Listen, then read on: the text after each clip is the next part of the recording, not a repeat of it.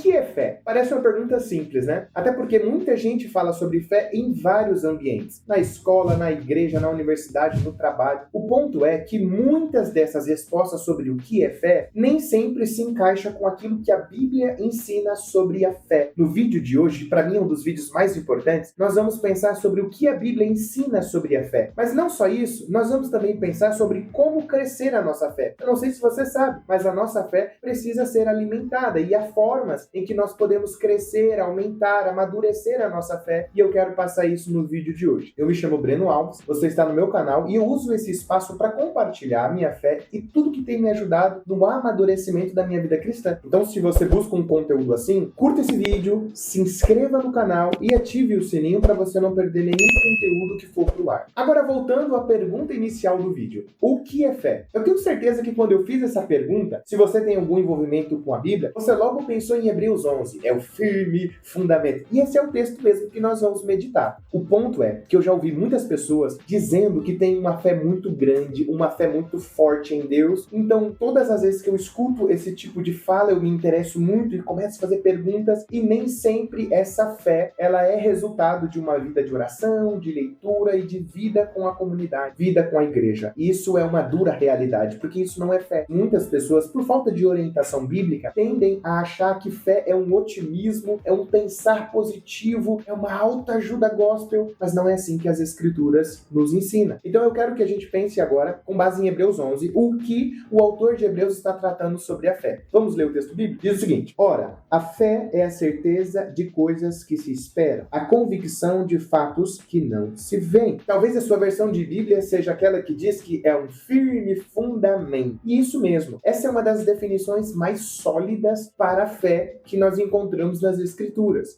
E o que isso significa? Significa que fé é confiar em Deus, ainda que você não esteja vendo o resultado. Preste bastante atenção. Fé não é negar o problema. Fé não é fingir que está tudo bem. Pelo contrário, fé é dizer, eu não estou vendo, mas eu creio em quem Deus é. Você consegue perceber que a fé está muito relacionado a crer em Deus, em quem Deus é, do que exercer força para acreditar naquilo que você quer que aconteça. É confiar nas promessas de Deus. E é essa confiança que promove a mudança de vida que o Senhor quer que aconteça em nós. É isso mesmo. Fé bíblica produz mudança de vida. Então, para isso, é importante a gente agora se dedicar a pensar sobre como a Bíblia vai expor fé desde o seu começo. E aí eu quero pensar sobre 3 formas em que a Bíblia nos ensina sobre fé, para que você possa olhar para a sua fé e ver se adequa àquilo que a Bíblia entende como fé. A primeira delas é a fé como alguém que se compromete. A fé como símbolo de comprometimento. Talvez, para te ajudar a entender um pouco mais, você pode pensar na fé pactual, que é a forma como Deus se relaciona com o seu povo desde o Antigo Testamento, chamando o seu povo para um relacionamento para demonstrarem a sua fé a Deus, e está extremamente relacionado demonstrar a sua fé com obedecer ao pacto que Deus estabelece com seu povo. Então, o que é crer em Deus desde o Antigo Testamento? É obedecer às ordens que Deus estabeleceu para o seu povo. Crer em Deus não tem a ver com um otimismo cego, não tem a ver com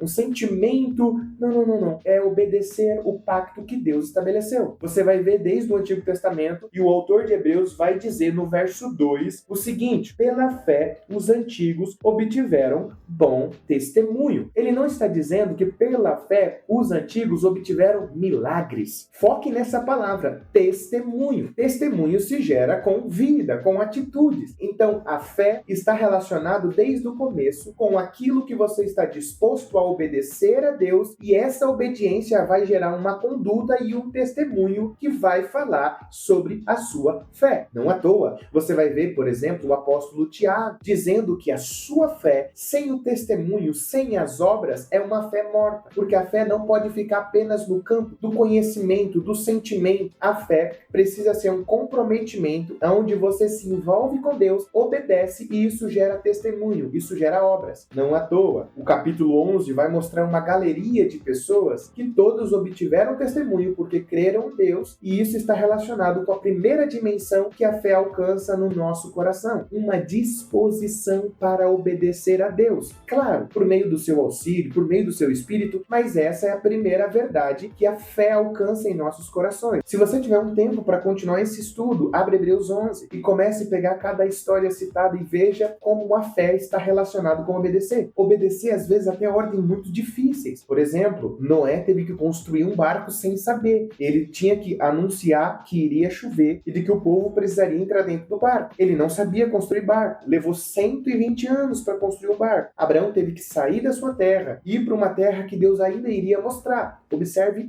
ter fé está relacionado com obedecer às ordens de Deus. A segunda dimensão que a fé alcança em nossos corações e impacta a nossa vida é que ela muda a forma como nós enxergamos a realidade. A nossa cosmovisão, ela muda. Agora, pela fé, nós não olhamos mais pelo nosso olhar pecaminoso. Nós olhamos agora pela ótica do reino dos céus, ou pela ótica que Deus está nos mostrando. De certa forma, é onde, por exemplo, alguém vai ver um problema, um sofrimento, um cristão vai ver Deus amadurecendo sua fé. Como o apóstolo Paulo vai dizer em Romanos 8, tudo coopera para o bem. Mas talvez você está assistindo esse vídeo passando dos momentos mais difíceis da sua vida, mas você é crente no Senhor Jesus, você é crente em Deus, está perseverando. O que o apóstolo está dizendo é que tudo contribui para o seu amadurecimento, para a salvação que Deus está desenvolvendo em sua vida. Quanto mais você vai se envolvendo com o Senhor e obedecendo a Deus, mais você vai perceber que tudo contribui para o bem que Deus estabeleceu para a sua vida. E aí, expressões como a do salmista, dizendo, o Senhor é o meu pastor e eu não tenho falta de nada. Tudo o que eu tenho